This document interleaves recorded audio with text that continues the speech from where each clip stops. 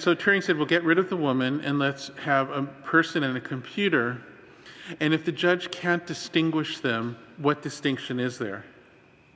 Okay, now this is a very interesting intellectual move. It's a very interesting one because it doesn't say anything about the absolute status of anybody.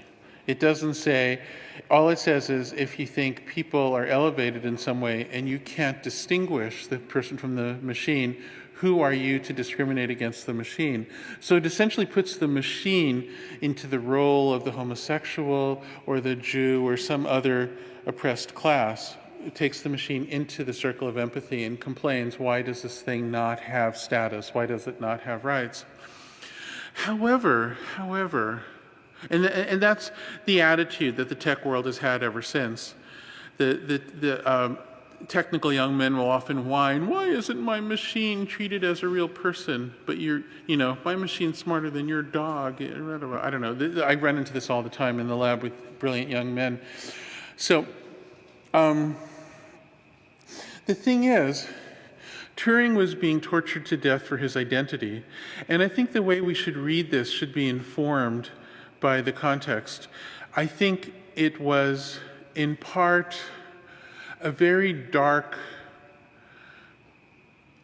cry of pain. It was saying, here, what more could I have done for Britain? What more could I have done for the cause of civilization? What more could I have done for the cause of democracy than what I did? And yet I'm still being killed for who I am. And I think there's an indictment built into it. There's an indictment that, if you can't treat me as a person, I guess maybe you'll treat a computer as a person.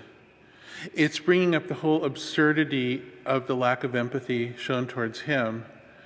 I think that that's the better interpretation given the context. I think what he's saying is that if you have so little humanity, I bet you can't tell a computer from a person. And in fact, if you look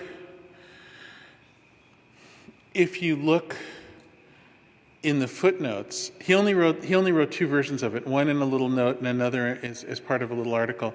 And if you look in the footnotes, he has a comment, surely you can see that ultimately the computer came from people and people came from God, and whatever you see in the computer is ultimately just part of the divinity you see in people. He has this amazing footnote which nobody ever reports on. Okay, so I want to say something else about the Turing test, which is a little bit of